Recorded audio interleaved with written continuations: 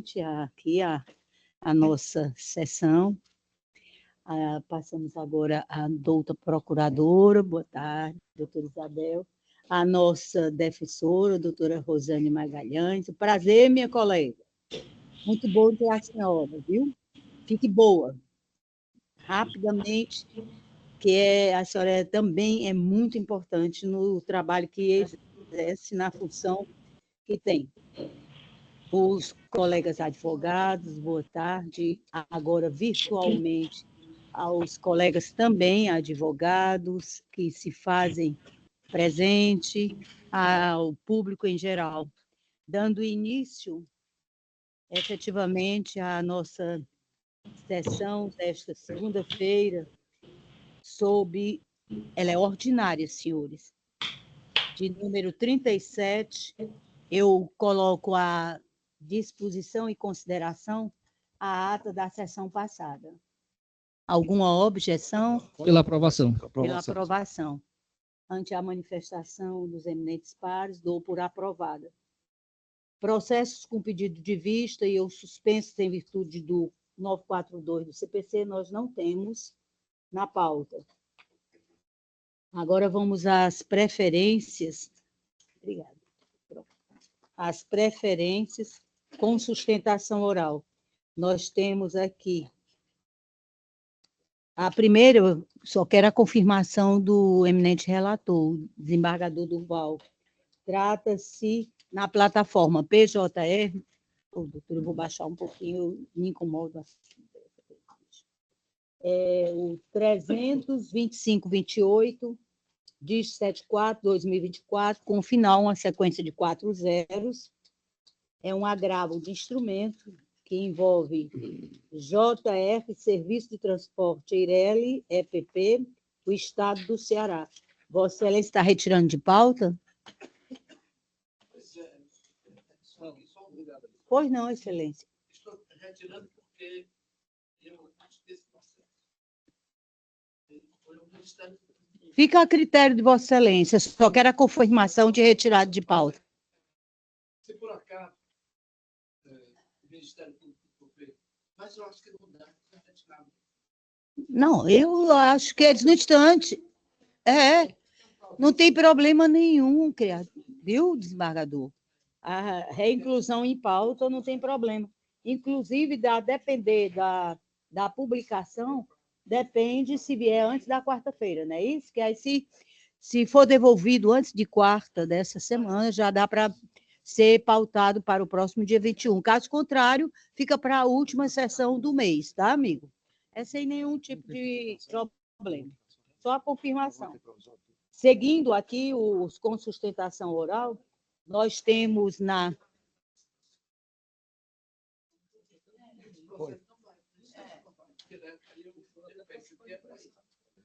Dando sequência, o processo ainda na plataforma PJE é o da nossa pauta, é o 82, tá?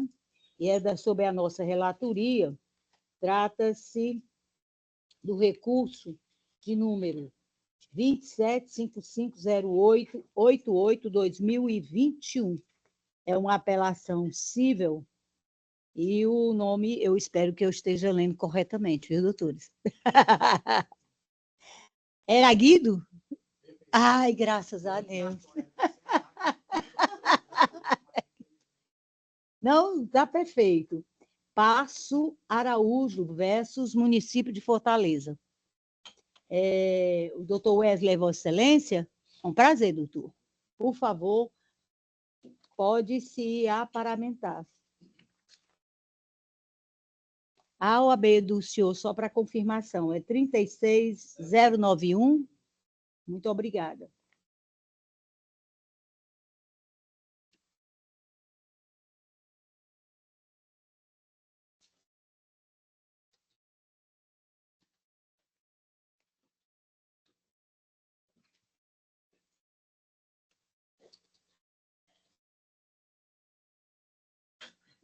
Preparado? Preparado, Excelência. Vossa Excelência dispensa a leitura do relatório? Sim, Excelência. Muitíssimo obrigada.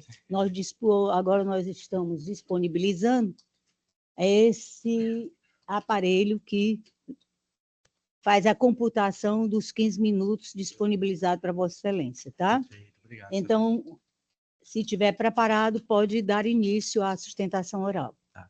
Muito obrigado, Excelência, e desejo primeiramente uma boa tarde a Vossa Excelência hoje na presidência aqui, com os demais desembargadores, a qual também saúdo com uma excelente boa tarde. Sala um pouquinho diferente do que lá no Tribunal de Justiça, que é um pouquinho mais apertado, mas, Excelência, a presente demanda... Sim. Tá meio baixinho aqui. Tá bom, Excelência.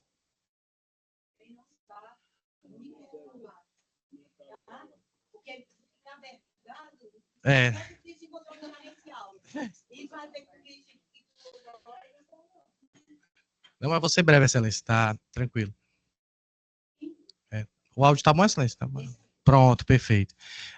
Gostaria só de renovar os pedidos de boa tarde aqui à Vossa Excelência, principalmente à presidente, desembargadora Lisete. Excelência, a presente demanda, ela foi julgada improcedente em razão do meu cliente, que foi aprovado em 1986 no concurso da Enlurb, que viria em 2015 a ser transformada em uma autarquia Urbifor, e nesse período, ele mais uns 5 colegas prestaram serviço em outros cargos de comissão dentro da administração pública e passaram, então, a ter direito à gratificação que eles recebiam nesse cargo, que era maior do que os vencimentos que eles tinham lá no órgão de origem. O último cargo a ser exercido por eles, meu cliente e os demais colegas dele, foi na Câmara dos Vereadores, como assistente da presidência, o qual ele ficou lá durante quase 2 anos. Foi exatamente 1 ano e 10 meses. E não foi reconhecido o direito a ele a ter essa gratificação incorporada, mesmo sendo expresso na legislação que converteu a empresa em autarquia, reconhecia que haveria a junção de todo esse tempo, eles seriam reconhecidos como servidores públicos, não haveria essa distinção. Infelizmente, a magistrada, na sua sentença, quis fazer uma diferenciação como regime privado, lá seletista, e o demais tempo como regime realmente de servidor público. E essa situação já foi até trazida aqui nas câmaras de direito público e já foi rebatida.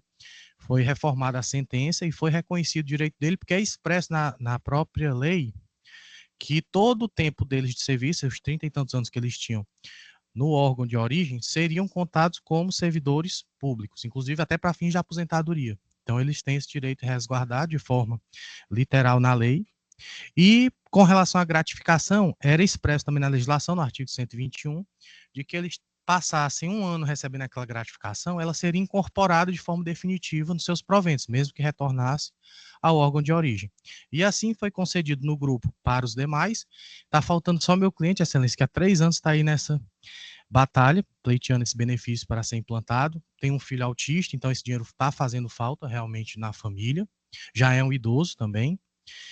E hoje viemos aqui pleitear só essa reforma diante da jurisprudência que já é pacífica aqui no nosso egrégio Tribunal de Justiça. Tá bom, Excelência? Então, resumindo, é isso.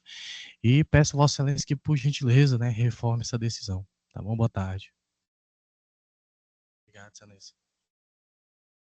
O que é, Excelência?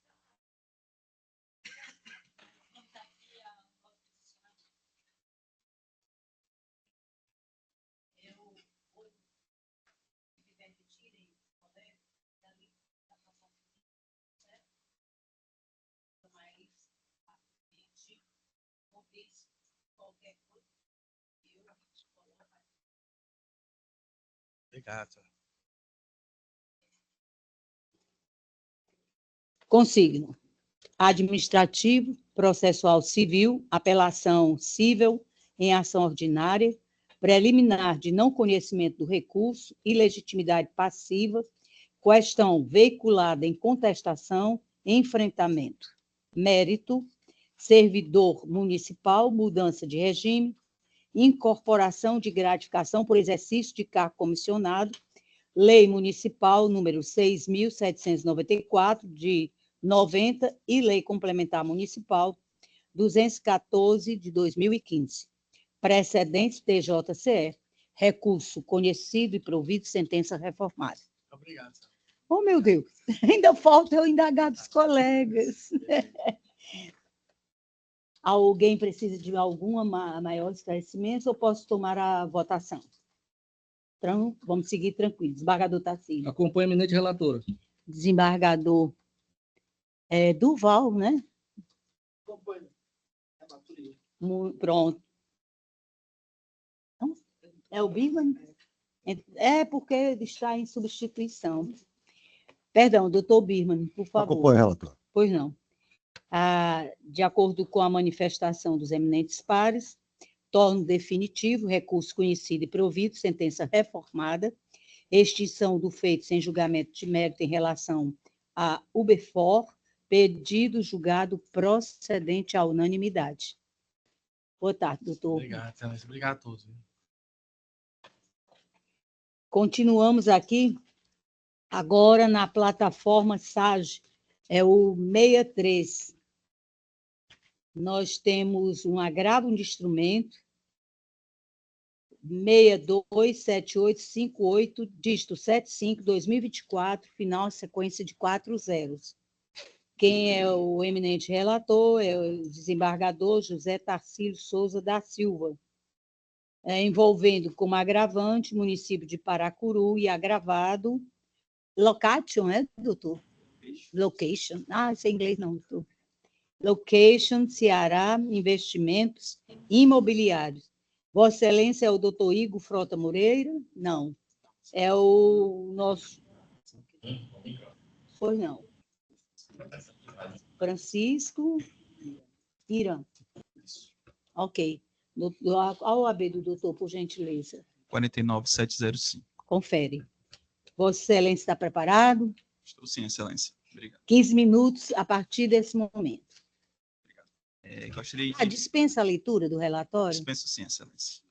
Ok, então pronto. Pode começar a sustentação oral. Gostaria de iniciar desejando boa tarde a todos os presentes, às excelências, os nobres desembargadores, colegas advogados, todos os servidores aqui presentes.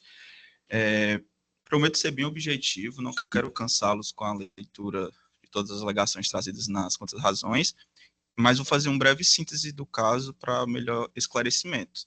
Trata-se de um agravo de instrumento interposto pela PGM do município de Paracuru, face de uma decisão interlocutória proferida pelo juiz Acol numa execução fiscal que indeferiu a utilização da famosa teimosinha, referente a um pedido de honorários sucumbenciais nos autos da execução.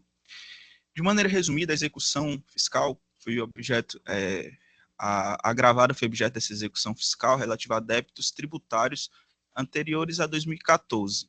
A execução fiscal foi ajuizada em 2014, mas a agravada, que também é a executada, só foi intimada da execução fiscal em 2019. Quando intimada da execução fiscal, a agravada já tinha pagado todos os débitos tributários objeto da execução fiscal no âmbito administrativo. Ela pagou ainda em 2015, 2016, os débitos que estavam pendentes, e em 2019 ela foi citada. Então, logo ela foi citada, ela informou nos autos da execução fiscal o pagamento dos débitos, e somente em 2023 a Procuradoria-Geral do Município iniciou esse pedido nos autos da execução fiscal da utilização da teimosinha para bloqueio das contas judiciais da empresa, alegando não pagamento dos honorários sucumbenciais.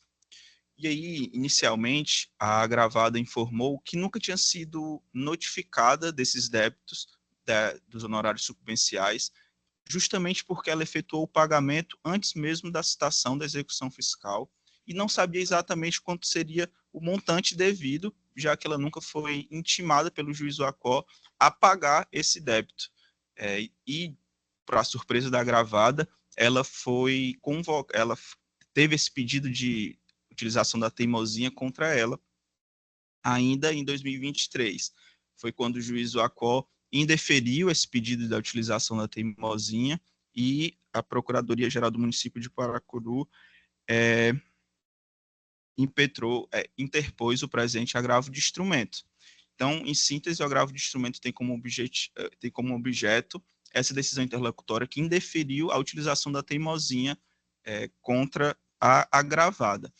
E o primeiro ponto que eu queria destacar é que, na verdade, esse agravo de instrumento me parece ter perdido o objeto, tendo em vista que, inicialmente, a agravada não concordava com essa cobrança de honorários sucumbenciais em face desse pagamento ter ocorrido antes mesmo, na verdade, bem antes da citação da execução fiscal, mas dado assim a total boa-fé da agravada em resolver a questão, ela foi aos autos da execução fiscal em junho de 2024, recentemente, e realizou o depósito bancário do valor que ela entende como devido dos honorários sucumbenciais, embora não exista uma decisão no juízo, nos autos do juízo de piso informando qual seria esse valor. Então, ela fez o cálculo do montante atualizado, realizou o depósito bancário em juízo e pediu para que o juízo ACO determinasse a conversão do depósito em renda em favor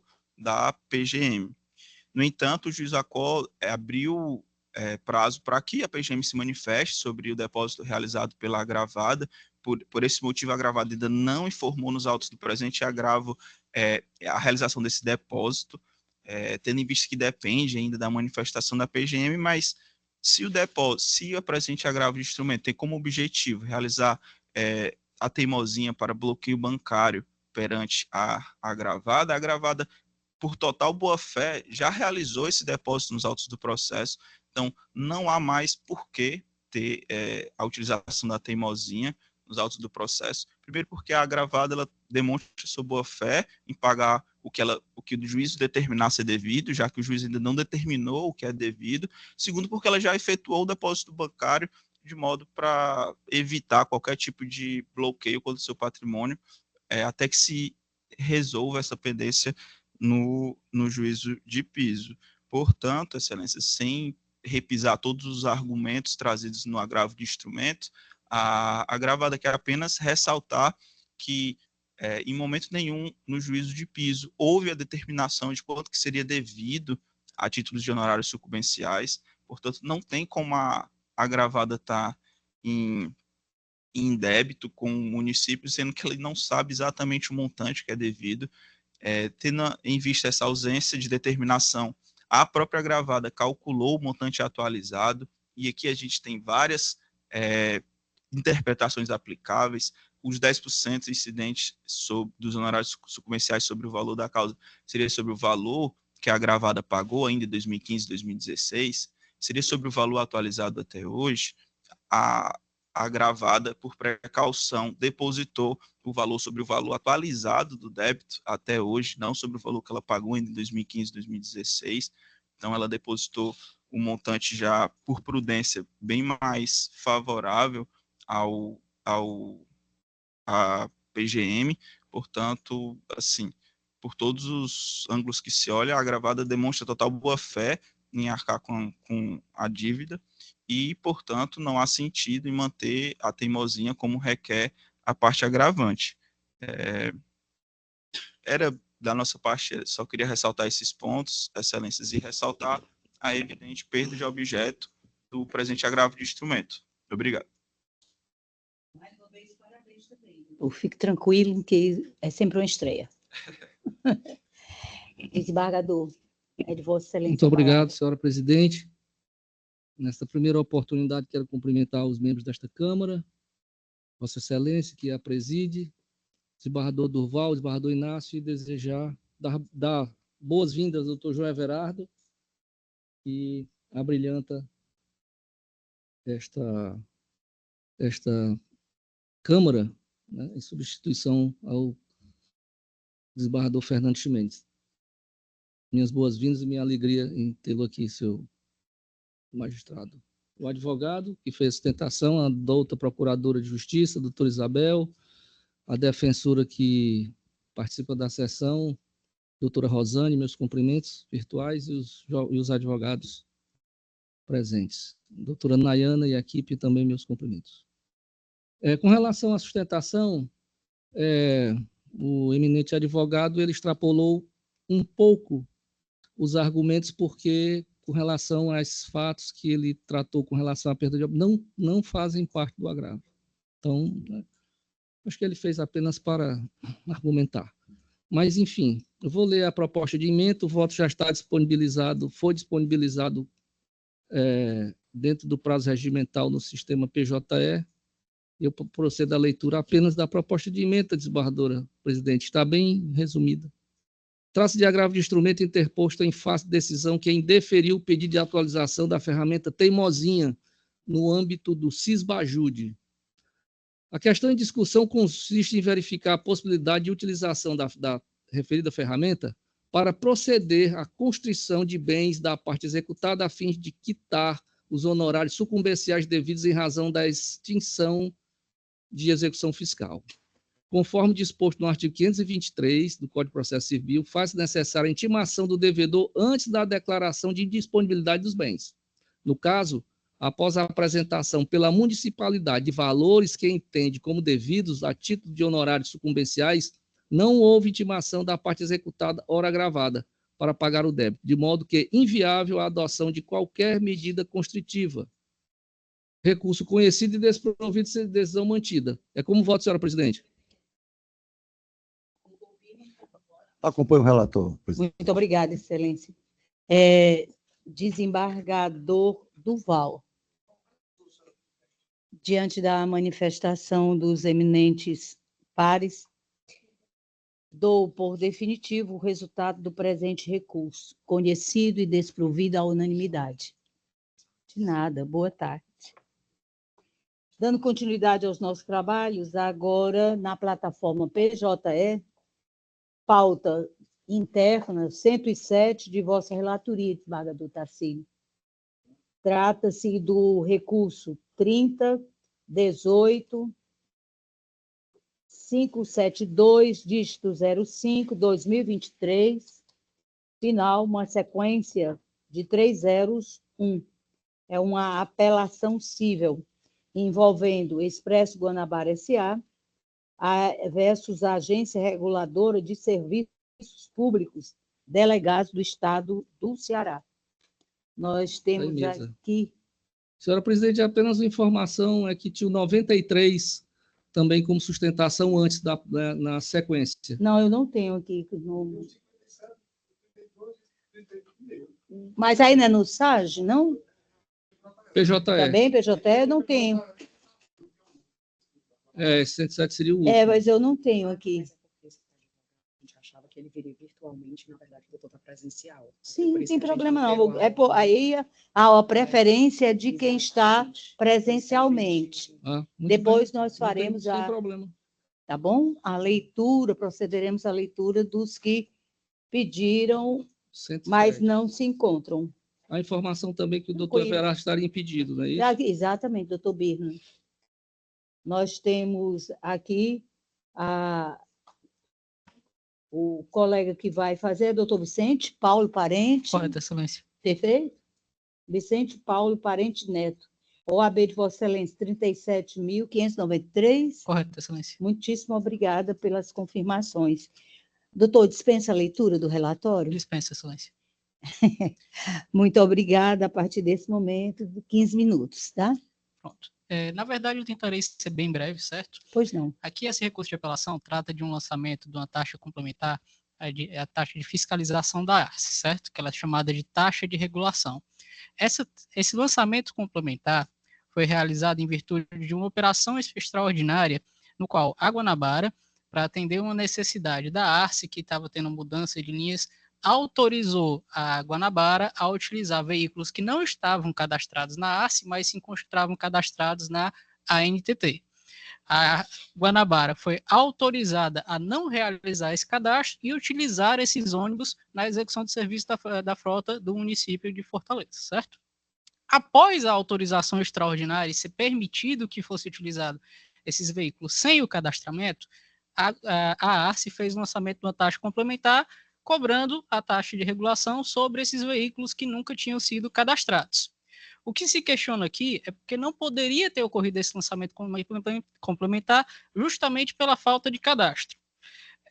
Essa taxa de regulação ela é prevista no artigo 8º da Lei 14.024 de 2007. E ela fala que a base de cálculo dessa taxa é justamente a frota total ou a frota operante da empresa que estiver cadastrada. E essa frota total e frota operante, ambas são utilizadas com base nos veículos que são cadastrados.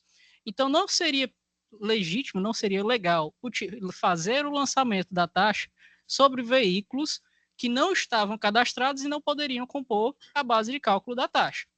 E esse não cadastramento não foi uma ausência de cadastro da empresa, foi uma autorização expressa do próprio órgão regulador que autorizou a utilizar os veículos em virtude de uma necessidade extraordinária e temporária do próprio município.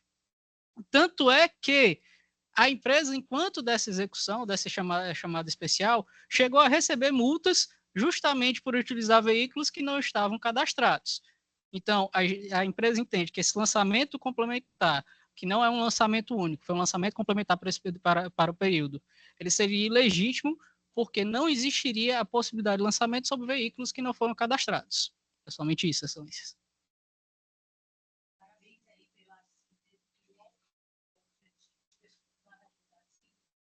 A palavra.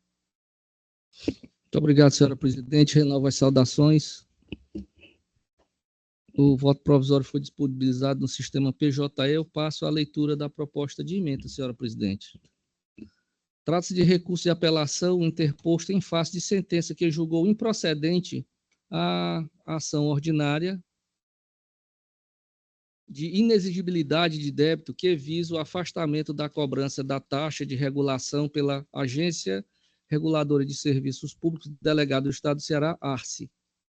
A questão em discussão consiste em verificar a legalidade da cobrança de taxa de regulação sobre veículos não cadastrados junto à ARCE e utilizados em operação emergencial. Razões de decidir. Item 3. Nos termos do artigo 145, inciso 2 da Constituição Federal, as taxas, como espécies tributárias, possuem incidência em duas situações, quais sejam: no exercício regular do poder de polícia, ou 2, na utilização efetiva ou potencial de serviço público específico e divisível prestado ao contribuinte ou posto à sua disposição. 4.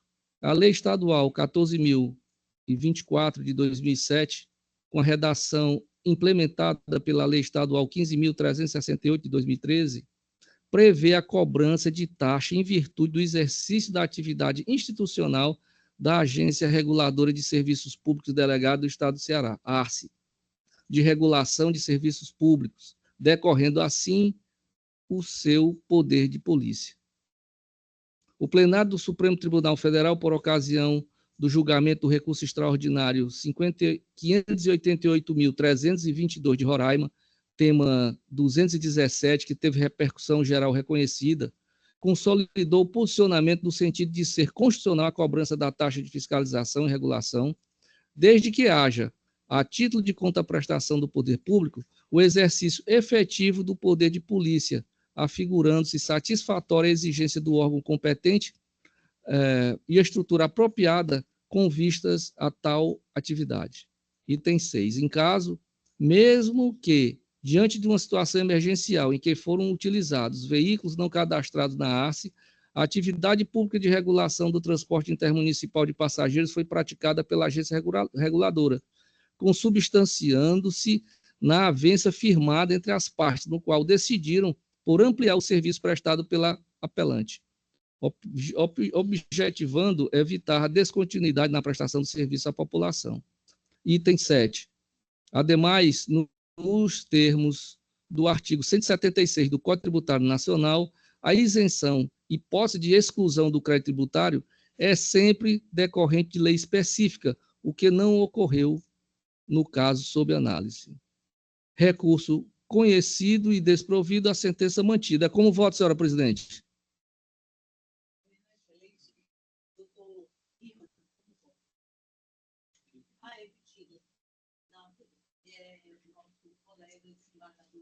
Então, a manutenção da taxa, né?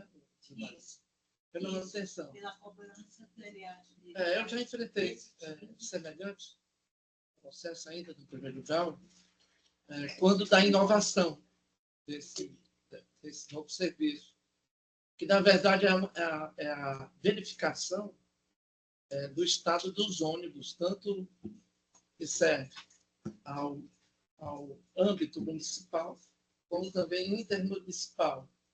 De modo como Vossa Excelência foi bem interessante que Vossa Excelência conceituou o que é realmente taxa, aquele serviço que tem que ser divisível, e aí é divisível, basta fazer o cálculo de quantos ônibus estão cadastrados, quer dizer, realmente divisível. Há também a questão de ser um serviço efetivo, real ou em potência, né? Está à disposição, de modo que eu concordo com Vossa Excelência quando mantém a imposição dessa exação, até porque também não houve uma isenção. Com relator. Com o eminente relator. Só esclarecendo que o nosso colega de turismo me desvendo, né, como sensíveis e sentenciais. Tá?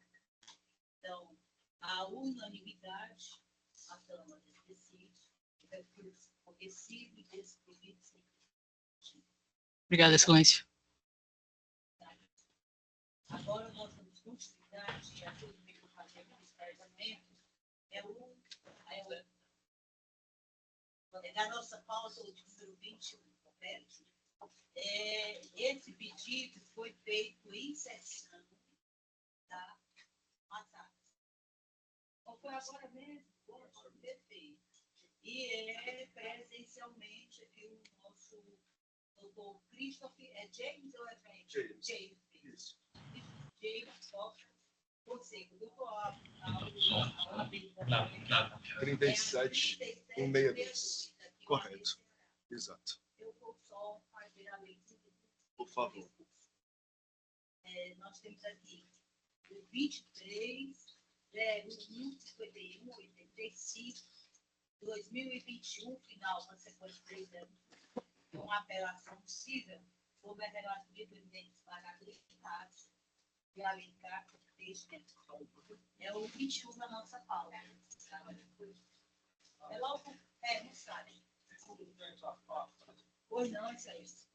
Trata-se da apelante Instituto Nacional do Seguro Social, INSS, e apelar Francisco Mozinho da Silva. Correto? Perfeito. 21 da nossa pauta, da pauta inteira. Eu dei aqui pelo sistema 20 para outro nome. Porque teve do desembargador chinês, que foi tirado de pauta aí, consequentemente houve a mudança de ordem. É o bicho. Respeitando a leitura do relatório. Sim, Excelência. Excelência, eu tô negando provimento ao apelo do Instituto Nacional de Segurança Social. Não há razão. Perfeito, então não há razão de sustentação, eu agradeço. Eu vou ler só a caixa alta aqui. Ementa, apelação civil, ação previdenciária, concessão de aposentadoria por invalidez, prescrição do direito autoral. Inexistente direito à previdência social constitui direito fundamental, não podendo ser afetado pelo decurso do tempo. Temas 313 do Supremo Tribunal Federal, súmula 81 da TNU. Prescrição quinquenal em relação às parcelas vencidas do quinquênio anterior. A propositura da ação, súmula 85 do STJ. Precedentes, recurso conhecido e desprovido, sentença mantida. Excelente. Isso mesmo.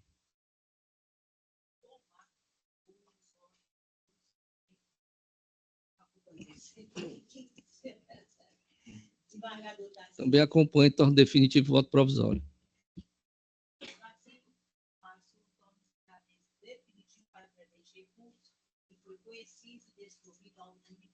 Muito obrigado a todos, boa tarde. Desculpe aqui a voz falhando.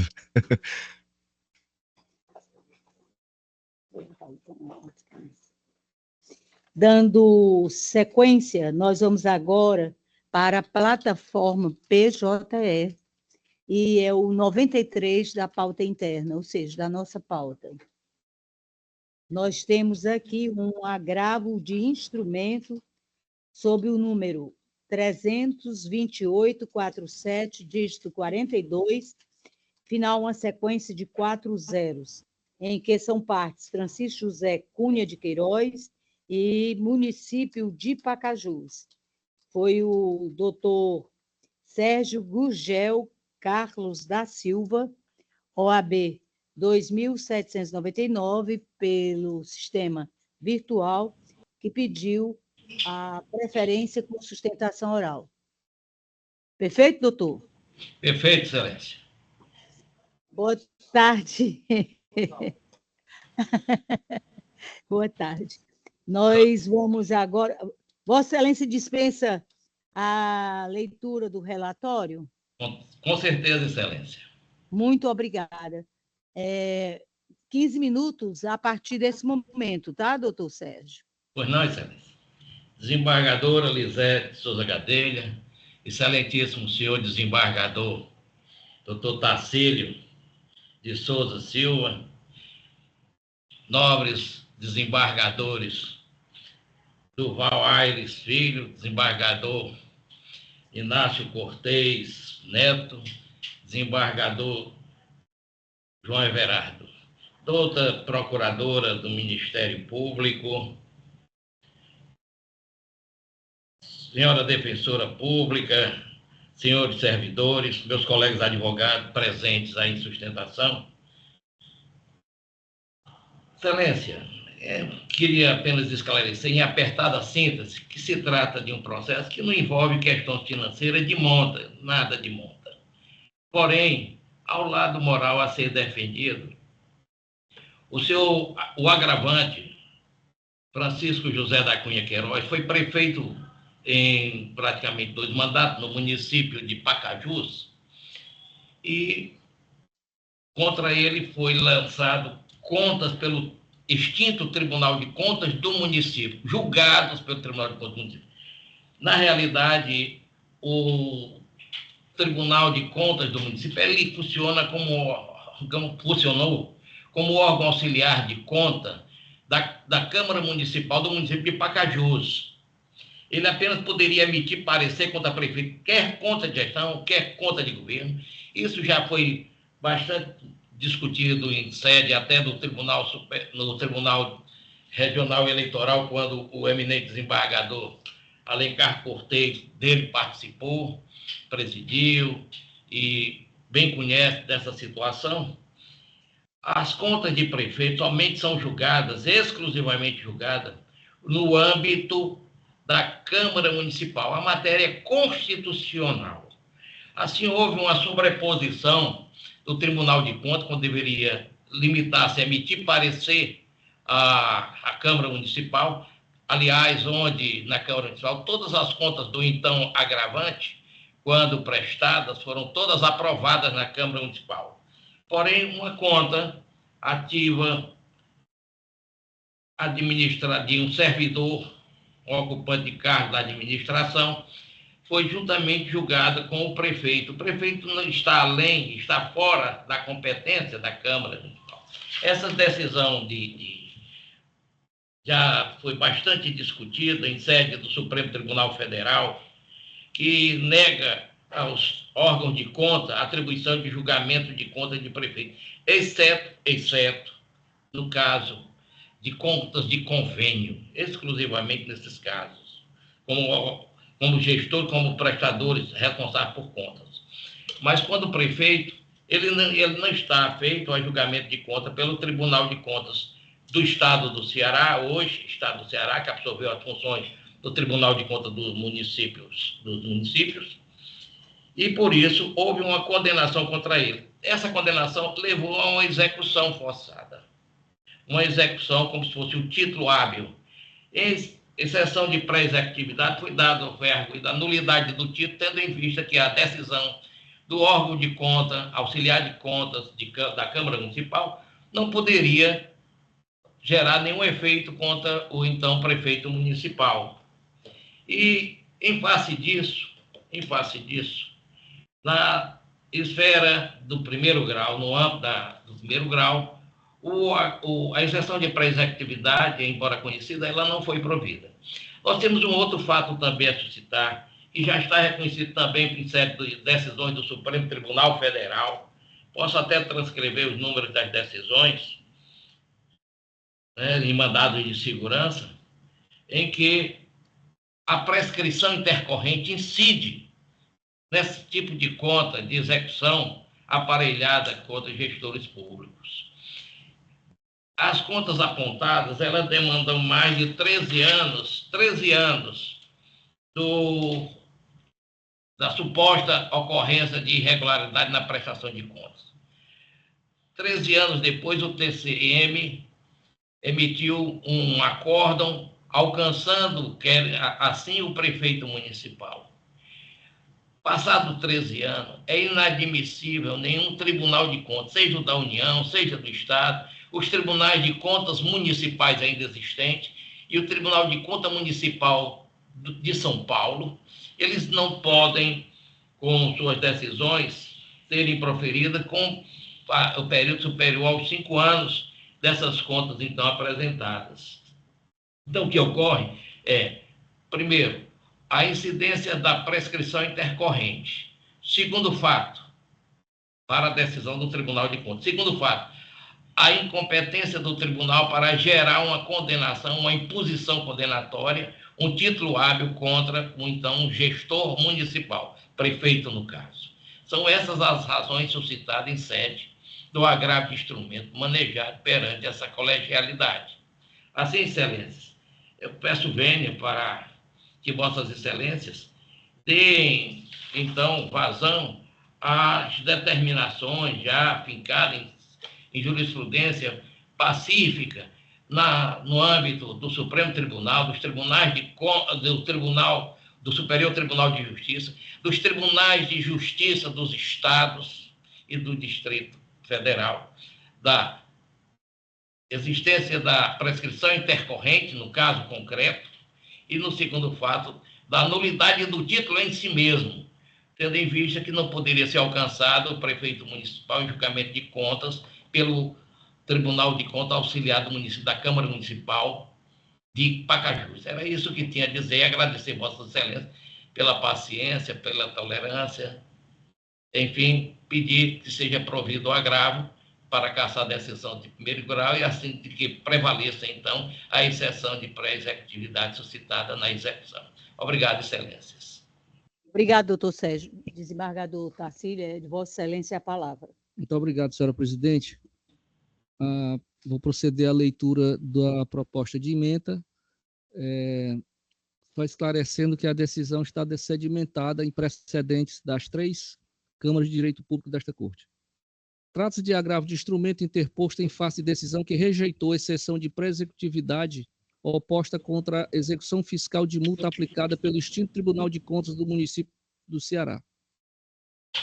A questão em discussão consiste em verificar a ilegalidade do título extrajudicial proveniente de multa aplicada pelo Tribunal de Contas dos municípios por ocasião do julgamento de contas do chefe do Executivo. Razões de decidir.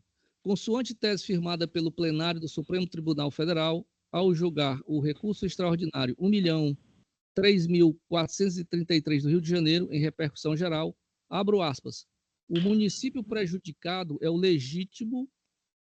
é legitimado para a execução de crédito decorrente de multa aplicada por Tribunal de Contas Estadual a agente público municipal, em razão de danos causados ao erário municipal. Tema 642 do Supremo Tribunal Federal. No caso dos autos, o ente municipal exequente possui legitimidade para ajuizar a execução fiscal em face do débito e da multa imposta pelo extinto Tribunal de Contas do município, a ex-prefeito, em razão de danos causados ao erário municipal. No entanto, há que se reconhecer a nulidade do título extrajudicial executado, haja vista que, decorrente de julgamento da prestação de contas de prefeito pelo Tribunal de Contas dos municípios, sem a devida submissão do acórdão ao Poder Legislativo Municipal, a quem, conforme disposições constitucionais, bem como entendimento firmado no tema 835 do Supremo Tribunal Federal, decorrente da repercussão geral, reconhecido no julgamento do recurso extraordinário 848.826 do Justiça Federal, deveria se submeter, impondo-se à reforma da decisão recorrida. Agravo de instrumento conhecido e provido, decisão reformada para acolher a exceção de pré-executividade reconhecendo a nulidade do título extrajudicial executado e, consequentemente, julgar extinto o feito executório. Senhora presidente, é como vota? Birman? Com o relator, presidente. Muito obrigado. Desembargador Durval? Com relação a que se alegou, a prescrição intercorrente. Com relação à prescrição, como a nulidade esse argumento antecede a análise da prescrição, eu não poderia avançar na prescrição, já que eu estou reconhecendo a nulidade do título. Perfeito, entendi perfeitamente. Com o relator, senhora presidente. Muito obrigada, excelência. Tornando definitivo o julgamento do presente recurso, agravo de instrumento conhecido e provido, decisão reformada à unanimidade. Excelência, para me retirar da sessão. Pois não, doutor Sérgio. Muito obrigada pela participação. Obrigado, excelência. Passamos agora à plataforma PJE da pauta interna, o 57, de vossa relatoria, desembargador Inácio de Alencar Cortez Neto. Trata-se de uma apelação cível sob o número 238364, dígito 46/2022, final uma sequência de 3 zeros, 1, envolvendo como partes Elsis, Equipamentos Eletrônicos LTDA e outros, e inspetor-chefe da Secretaria da Fazenda do Estado do Ceará e outros. A sustentação oral foi postulada pela doutora Beatriz Júlio Simão, OAB São Paulo, 494-303. Perfeito, doutora? Perfeito, excelência. Perfeito. A senhora dispensa a leitura do relatório? Dispensa. Ok. Muitíssimo obrigada. Pode passar a partir desse momento a sustentação oral por 15 minutos. Muito obrigada. Boa tarde a todos. Cumprimento aos egressos desembargadores desta turma e aos demais presentes. Excelências, vou ser bem breve. Essa apelação ela se originou-se de um mandado de segurança impetrado pela apelante Elsis, com o objetivo de manter a isenção de ICMS sobre os módulos solares fotovoltaicos para a geração de energia elétrica e geradores fotovoltaicos de corrente contínua. Todos esses produtos tinham uma específica classificação fiscal em que era concedida a isenção de ICMS através do convênio 117 de 96. Contudo, sobreveio aí o decreto 10.293, de 2021, em que foi alterada somente a classificação fiscal dos NCMs, né? Então, o número foi alterado. E essa alteração não foi realizada também no convênio. Em razão disso, a apelante passou a sofrer diversas retenções de suas mercadorias, uma vez que os auditores fiscais não tinham o conhecimento acerca dessa isenção do ICMS, inclusive passaram a ter a interpretação de que a alteração realizada pelo decreto haveria revogado aí a isenção anteriormente concedida. Feito todo esse breve histórico, é importante revisar que, apesar da sentença ter sido procedente, ela foi procedente somente com relação ao pedido de liberação de mercadorias, excelências, e deixou aí de se manifestar sobre a questão da manutenção da isenção do ICMS referente aos produtos. Em relação a isso, é importante aqui reforçar que, apesar de todo o conhecimento e preparo dos auditores fiscais, não é razoável também de se esperar que esses tenham conhecimento dessas alterações de NCM e muito menos aí apliquem a isenção de ICMS, o que acaba ocorrendo muitas retenções de mercadoria na fronteira, principalmente de Penaforte, por conta do transporte realizado pela apelante e, consequentemente, há um grande custo operacional em que a empresa constantemente precisa pagar o estacionamento de caminhões até que haja, de fato, a liberação das mercadorias, quando acaba não ocorrendo e as mercadorias ficam retidas por meses. Além disso, também não se pode perder de vista o artigo 111 do CTN, que determina que a legislação deve ser interpretada literalmente, né? Então, considerando que o decreto 10.923 somente alterou a classificação fiscal dos NCMs dos produtos da apelante, mas não alterou o fato da isenção do ICMS, deve-se interpretar pela manutenção da isenção, até porque aqui nós estamos tratando de produtos que buscam a regularidade do meio ambiente, né? E esse é o grande intuito da concessão inicial aí de isenção de ICMS pelo convênio. Um outro ponto, né, e agora já estou encaminhando para finalizar, é que o convênio ICMS 117 de 96, que foi devidamente incorporado pelo Estado do Ceará, prevê, né, que seja garantido aos contribuintes a manutenção da isenção, mesmo que ocorra uma reclassificação, um agrupamento ou outros desdobramentos referente à NCM. Então, Excelências, é por todo exposto que requer que seja dado provimento ao recurso de apelação para reformar a sentença quanto à manutenção do ICMS, para que seja garantido a manutenção em relação a esses módulos solares fotovoltaicos. E, em decorrência disso, também que seja determinada a restituição ou a repetição do montante que já foi indevidamente recolhido pela empresa a título de liberação dessas mercadorias no passado. São essas as razões. Agradeço. Parabéns, doutora Beatriz. Muito obrigada pela otimização do uso do tempo. Desembargador Inácio, Vossa Excelência. Vou ler o projeto de emenda. Perfeito. Caso em exame, a apelação das partes impetrantes contra a sentença que julgou extinto, sem resolução do mérito, um mandado de segurança que visava a declaração da isenção do ICMS e a inegibilidade do estorno de tal tributo sobre os módulos solares fotovoltaicos para a geração de energia elétrica e geradores fotovoltaicos de corrente contínua com a liberação da mercadoria. A conclusão conferida à lide pelo juízo de origem foi fundamentada na ausência de anexo de qualquer documento que ateste a apreensão das mercadorias, de modo que haveria a necessidade de dilação probatória para esclarecer tal controvérsia, o que não é admitido na estreita via da ação mandamental. Questão em discussão. O cerne da questão a ser discutida, sim, na análise da possibilidade ou não de extinção do mandado de segurança sem resolução do mérito, sob o fundamento de que os impetrantes não anexaram aos autos qualquer prova da apreensão da mercadoria subjúdice, notadamente módulos solares para geração de energia elétrica e geradores fotovoltaicos da corrente contínua, os quais os impetrantes sustentaram que são isentos da cobrança do ICMS. Passo a decidir. O artigo 6º, caput da Lei 12.016, de 2009, estabelece que a petição inicial do mandado de segurança deve preencher os requisitos da lei processual, os quais são elencados nos artigos 319 e 320 do Código de Processo Civil. No entanto, a Lei Adjetiva Civil prevê no seu artigo 321 que o juiz, ao constatar que a exordial não preenche tais pressupostos, ou que apresenta defeitos ou irregularidade capaz de dificultar o julgamento de mérito, determinará que a parte autora emende ou a complete no prazo de 15 dias. Sob essa perspectiva, a doutrina e a jurisprudência pátrias consolidaram o entendimento que, diante da ausência de documento indispensável à propositura do mandado de segurança, ou seja, da prova pré-constituída, necessária, portanto, a demonstração de plano dos fatos alegados. Deve ser concedida ao impetrante a oportunidade para que emenda inicial para suprir tal carência.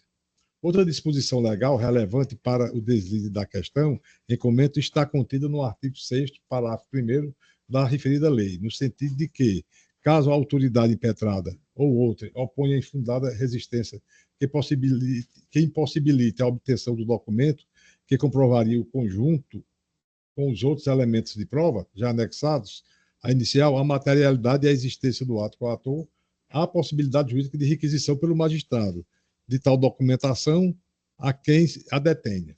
Resta claro, portanto, que o desacerto da sentença vergastada, uma vez que a falta disjuntada pelos impetrantes de documento que ateste a apreensão das mercadorias subjúdice não é suficiente em ensejar a extinção da ação sem resolução do mérito, pois tal situação deve ser remediada pela determinação de emenda à inicial, a qual, se for justificada e comprovadamente impossibilitada por se encontrar o documento comprobatório na posse da autoridade impetrada ou de terceiro, deverá ser seguida da respectiva ordem de exibição. Assim, concluo que o juízo incorreu em erro improcedente, em decorrência do cesseamento de defesa e da violação do princípio do devido processo legal, caso incomente, de modo que a decretação da nulidade da sentença é medida que se impõe. Relativamente ao pleito de antecipação da tutela recursal, compulsando os autos, verificam que a alegação dos apelantes que estão na iminência de sofrer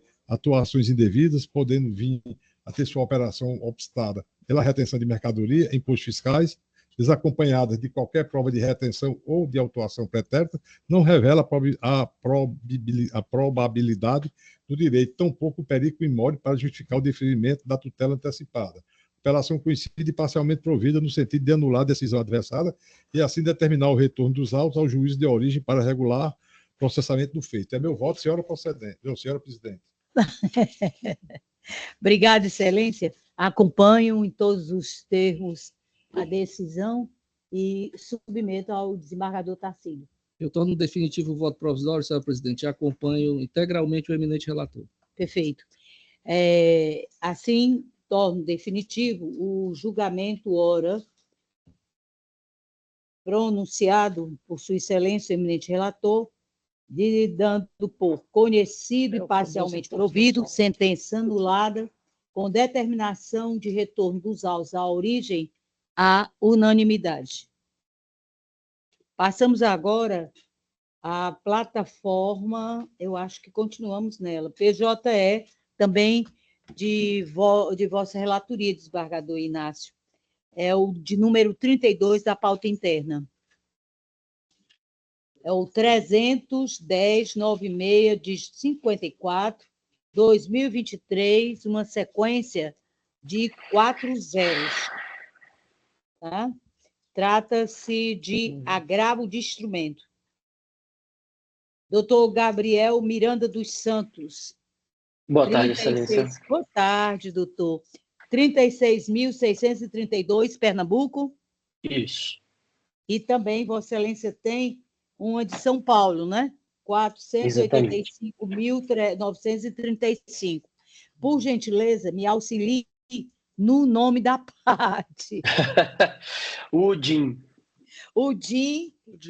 Perfeito. UDIM, Indústria, Comércio, Importadora e Exportadora, LTDA, versus município de Crato. Vossa Excelência dispensa, doutor Gabriel, a leitura do relatório?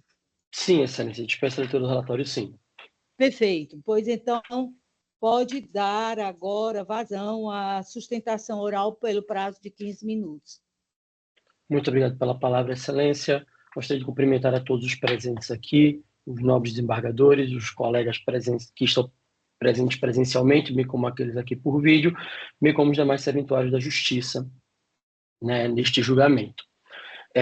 Como Vossa Excelência bem colocou ao apregoar as partes, trata-se feito de agravo de instrumento movido pela UDIM, Indústria e Comércio, Importadora e Exportadora, contra o município de Crato, em autos de origem que tratam de uma ação de emissão na posse, movida pela municipalidade, sob a alegação de que a propriedade do imóvel que foi doado à agravante teria sido revertida por meio de decreto municipal e, por conta disso, a posse da agravante no imóvel seria injusta. Acontece que, conforme colocado em sede de agravo instrumento e também arguido no momento da oportunidade da contestação do feito, a reversão da propriedade ela é indevida, injusta e inválida. Explico. Conforme consta dos documentos colacionados no exordial pela municipalidade, teria havido um processo administrativo, cujo número não foi fornecido, em que teria sido oportunizada a parte apresentar sua defesa e contraditório, o que jamais ficou comprovado nos autos, até por sua inexistência. E, em face disso, foi emitido o parecer jurídico de número 012-209-2021 PGM, opinando pelo desfazimento da doação realizada pela Lei Municipal 2042 de 2001. Da análise do parecer jurídico, consta que a lei que foi proferida no ano de 2001, conferindo a doação do imóvel à agravante, não teria cumprido os requisitos previstos no artigo 124, inciso 1º, a linha A, da Lei Orgânica do município de Crato. Entretanto, conforme apresentado em sede de agravo de instrumento e também reiterado na oportunidade da apresentação de nossa contestação no feito de origem, embora a Lei Municipal 2042 de 2001 seja bastante sucinta ao apontar que houve a apreciação pela Câmara de Vereadores e a aprovação, né, consequentemente, a foi dado vigência à lei pelo prefeito à época, os requisitos indicados no artigo 124, inciso 1º, a linha A da Lei Orgânica do Município, estão todos presentes e contidos no contrato de doação, na escritura pública de doação. Essa é encartada aos autos do agravo instrumento no ID de número 7742822. Demais disso, aqui nos atendo especificamente ao agravo de instrumento, já que essa acaba sendo até uma matéria de fundo da causa, a parte agravante diligenciou, ao tomar conhecimento da ação de forma informal, diligenciou junto à Procuradoria do município de Crato. Não foi possível localizar os autos do processo administrativo indicado no relatório, o que leva a crer que esse processo administrativo não existe. Ou seja, o decreto municipal de número 2209-001 de 2021 foi proferido completamente, foi proferido com base em um processo administrativo que correu à revelia da agravante, tornando o processo administrativo nulo, consequentemente o parecer jurídico, e ficando clara a ilegalidade do decreto municipal em questão, já que ele reverteu uma propriedade que foi conferida por meio de lei ordinária, passada pela Câmara Municipal, diferentemente do decreto do prefeito, e cujo cumprimento aos requisitos previstos na lei orgânica estavam todos cumpridos, realizados e demonstrados na escritura pública de doação. Ou seja, além do parecer jurídico ter sido proferido pelo nobre membro da Procuradoria-Geral do município, em desatendimento à ampla defesa e contraditório do meu cliente, da agravante, sequer houve uma detida análise das documentações necessárias, uma vez que, caso o município tivesse verificado a matrícula do imóvel, teria visto a existência de uma escritura pública de doação, e ao buscar a escritura pública de doação, já que foi lavrada no município de Crato mesmo, ele teria verificado também o cumprimento aos requisitos do artigo 124, inciso 1º, a linha A da lei orgânica do município. Neste sentido, busca-se a reversão da liminar proferida na origem, que reverteu a propriedade do imóvel, ou melhor, a propriedade não, que já estava revertida por ato administrativo, mas reverteu a posse do imóvel. E neste ponto, cumpre ressaltar a inexistência, isso tudo reforça a inexistência de probabilidade do direito do município, e a gente traz aqui a questão do risco de dano irreversível, uma vez que o imóvel em questão está edificado pela agravante, contendo inclusive equipamentos de tecelagem da empresa, que, uma vez revertida a posse em favor do município, torna um risco de sua perda ou de seu dano, o que ocasionaria uma discussão futura de conversão em perdas e danos de uma eventual perda de material que lá se encontra. Nesse sentido, não verifica-se também o perigo da demora, uma vez que o imóvel está em posse da agravante há 22 anos, ou há 22 anos na época da propositura da ação, já são 23 hoje, e não se verifica que houvesse risco à municipalidade desse imóvel continuar na posse da UDIM até o julgamento do mérito, uma vez que se espera, diante da completa ausência de documentação pela parte da municipalidade, um improvimento da ação de emissão na posse. Questão que, caso não venha a ocorrer, será trazida a este colegiado no futuro em sede de apelação. Basicamente é isso, Excelência. Agradeço a oportunidade. Muito obrigada, doutor. Desembargador, é vossa palavra. O cerne da questão controvertida consiste em se averiguar a possibilidade de suspensão dos efeitos da decisão do magistrado de primeiro grau que determinou a expedição de mandado de emissão de posse em relação do imóvel objeto da presente lide em favor do município do Crato. Na análise dos autos de origem, verifique-se que a municipalidade apresentou cópia do decreto número 2209-001/2021 GP ID 64252983, que determinou a reversão da propriedade do imóvel em favor do município do Crato. A certidão de matrícula de ID 64252985, a qual comprova a atual propriedade do imóvel em nome da municipalidade agravada, e a notificação emitida pelo ente municipal para a desocupação do imóvel pela empresa agravante, ID 64252986, demonstrando a posse irregular desta. Quanto aos eventuais vícios formais alegados pela agravante, estes devem ser analisados pelo juízo de origem, sob pena de supressão de instância. Portanto, tendo em vista que a ação de missão na posse ainda está em tramitação no juízo de origem, não pode o agravante alterar o campo de discussão de teses, suprimindo a instância ordinária. Assim, nota-se, ao menos nesse momento processual, que a utilidade autora agravada colacionou aos autos elementos probatórios que demonstram que ela ostenta o melhor título de propriedade, estando correta a decisão liminar que determinou a emissão na posse. Agravo instrumento conhecido, desprovido de decisão mantida. É meu voto, senhora presidente. Perfeito, excelência. Acompanho Vossa Excelência integralmente. Desembargador Tacílio. Obrigado, senhora presidente. Eu digo logo que eu acompanho o eminente relator, pelas razões que ele apresentou, apesar de reconhecer que a discussão apresentada pela agravante tem a sua relevância, até porque a situação que envolve o processo administrativo e o decreto legislativo que legitimou e que permitiu com que o juiz de primeiro grau, em sede ainda de liminar, como muito bem o relator esclareceu, concedeu a liminar e foi objeto do agravo.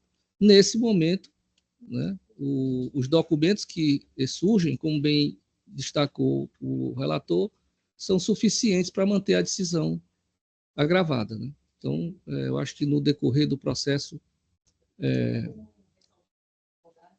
Exatamente. Então, acompanho integralmente a decisão do eminente relator. Muito obrigada, excelência. Tornando definitivo o julgamento do presente agravo, conhecido e desprovido, decisão mantida à unanimidade. Muito obrigado, excelência. Até a Pois próxima não, oportunidade. Ok. Passamos agora aos processos sem sustentação oral. Não, tem um aqui ainda, excelência. Ainda tem, excelência? Tem um. O 31? É. Mas aqui está como sem sustentação oral, para mim. Isso.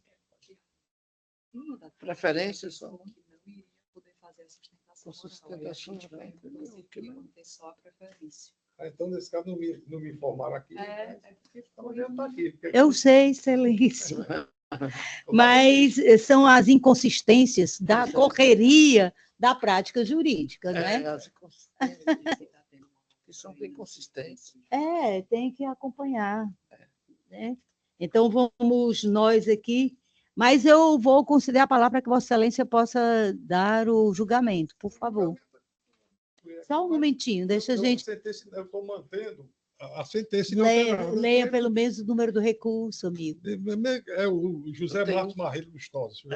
Isso. É o 0017-032-71-2017-8060101. Perfeito, tem que ser. E é o INSS contra José Marcos Marreiro. Eu estou mantendo a sentença inalterada. Perfeito, é conhecido e desprovido. Sentença inalterada. Perfeitamente. Acompanho Vossa Excelência e o desembargador Tacílio. Acompanho integralmente o eminente relator. Tornando definitivo o julgamento do presente recurso, que é uma apelação cível, foi conhecido e desprovido à unanimidade. Muito obrigada. Agora nós vamos passar para os processos extra-pauta, e eu gostaria, antes de ir para até eles todos, de saber dos eminentes pares, inclusive do colega convocado, se confirmam os votos já previamente lançados através do voto provisório. Confirmo, presidente. Confirmo todos os votos. Não, eu tenho que ouvir. Agora, inclusive, tem um conflito que foi lançado. Sim, de Vossa Excelência. E quando eu olhei, ninguém tinha votado. Porque foi de última hora, mas eu já acompanhei. De última hora. Mas o conflito, olha, é um extra-pauta tão simples que dá para a gente acompanhar sem problema, inclusive agora, tá certo? Então... O conflito. Não, o conflito já foi votado, já. Vamos para frente. Vamos. Os processos de pauta. Nós temos aqui um extra-pauta sob a relatoria do colega João Everardo Marcos Birman, que é o 300.009 dígito 70, é o 111 da pauta. 2023, final 0030, apelação e remessa necessária.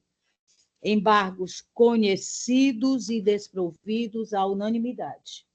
Nós temos de relatoria de Vossa Excelência, desembargador Inácio, exatamente este conflito em que a unanimidade todos conhecem do conflito para declarar a competência do juiz da 5ª Vara da Fazenda Pública da Comarca de Fortaleza. Eu confirmo ao meu posicionamento, Confirmo. Vossa Excelência, também. Confirmo, Então, a unanimidade é essa definição do referido conflito. É o 34381, dígito 21/2024, final, é uma sequência de 4 zeros. Nós temos aqui, a seguir, sob a nossa relatoria, um conflito de competência cível de número 87 de 74/2024, final, em sequência de 4 zeros, onde a unanimidade não conhecida. Qualquer coisa a senhora sinaliza para mim. Processos com pauta. Como todos já confirmaram os votos provisórios devidamente lançados, o de Vossa Excelência só me corrige se eu esquecer de algum no interregno. É da plataforma SAG. Nós temos apenas de Vossa Excelência o 5.1. Aliás, é do nosso colega Birman, né? O 5.1. E está sendo retirado de pauta justamente pelo impedimento de Vossa Excelência, é isso? Perfeito. Aguardemos o retorno do desembargador Fernando Ximenes. Aqui do desembargador Duval, nós temos na plataforma SAG do 9 ao 17. Confere, Excelência? Sim. E todos já devidamente analisados e acompanhando o vosso entendimento, os eminentes pares, por quanto à unanimidade. O do desembargador Inácio é do 18 ao 38. Confere, Excelência? Confere. Também acompanhando o entendimento lançado por Vossa Excelência, por todos os eminentes pares, por via de consequência, a unanimidade. Sob nossa relatoria, nós temos do 39 ao 62. Não me consta que ninguém tenha deixado de apreciá-los, porquanto a unanimidade, o entendimento por mim lançado nos referidos recursos. E do desembargador Tarcílio, na plataforma SAG, somente sob a pauta não interna, o 63. Correto, desembargador? Já foi. É por isso que eu estou perguntando se somente esse. Somente o esse, né? Que já foi. Sim, sim, do SAG, sim, só um. Só um, pronto. Passamos agora à plataforma PJE de relatoria do eminente desembargador Fernando Ximenes. Agora, presentemente, o juiz convocado, doutor Everardo Birman, nós temos de 1 ao 13. É isso, Excelência? 1 a 13. Sim. Mas tem um que é o 11. Está sendo retirado de pauta.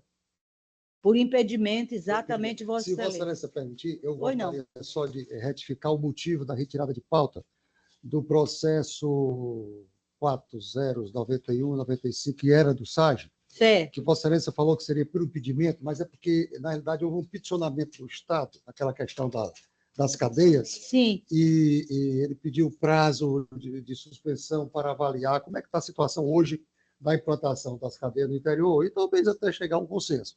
Então, esse é o motivo da retirada de pauta e não pelo impedimento. Okay? Perfeito, perfeito. Devidamente prestados esclarecimentos. Mas aqui, considerando na plataforma PJE, são esses que já foram citados. Exatamente, são 12. Perfeito. Nós temos agora, sob a relatoria do desembargador Duval, do 15 ao 25, correto, Excelência? Sendo retirado de pauta o de número 14, na nossa pauta. Que é o 325. Não seria, senhora presidente, não seria realmente tirar de pauta, só adiar. Perfeito, porque já houve a manifestação do Ministério Público. Ministério Público, exatamente. Tranquilo. E evita uma publicação desnecessária. Pois então. Fica automaticamente adiado já para a próxima sessão do dia 21, tá, amigo?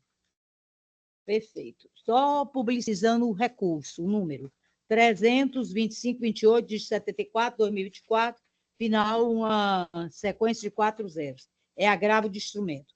De Vossa Excelência, desembargador Inácio, do 26 a 72, na plataforma PJE.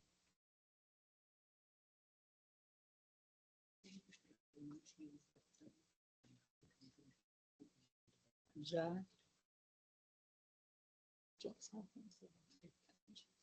Sim, todos. Do Inácio.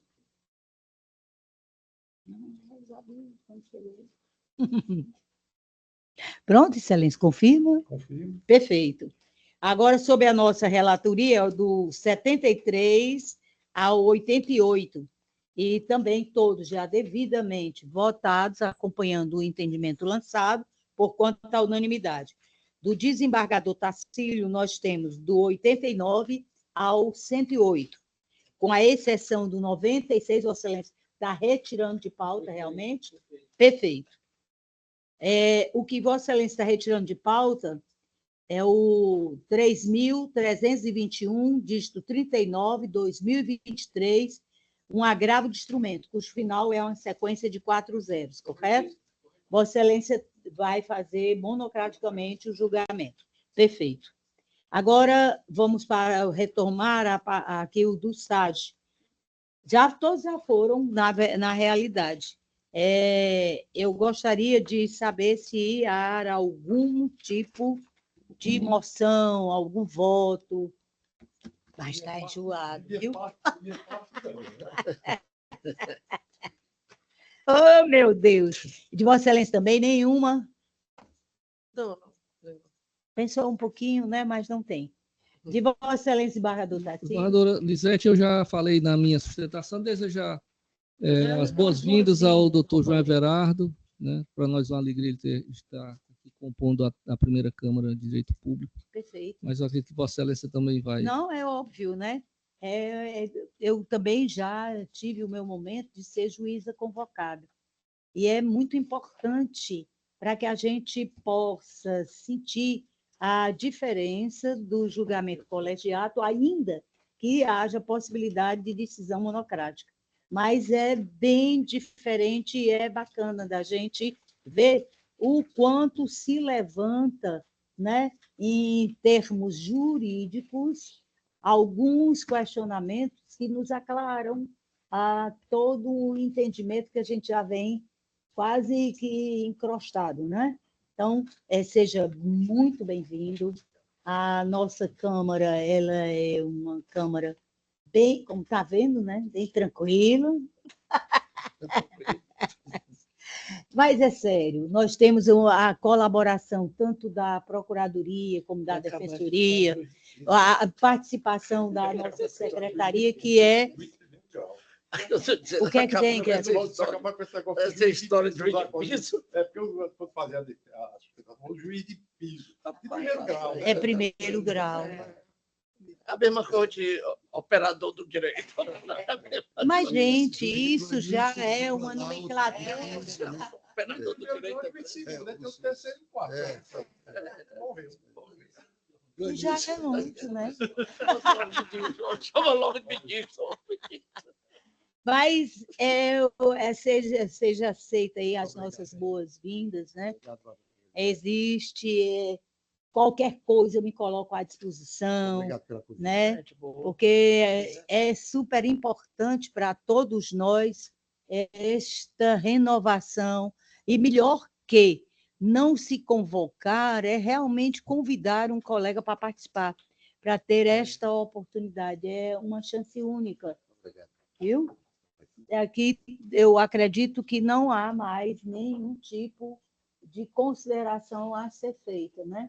Só agradecendo muitíssimo a presença do nosso advogado, que é já pré-batido ponta virada, doutor Anchieta, a presença aqui sempre muito bem-vinda da assistência militar. Muito obrigada a todos e dou por encerrada a presente sessão. Parte boa, parte boa. Eu tenho um pedido.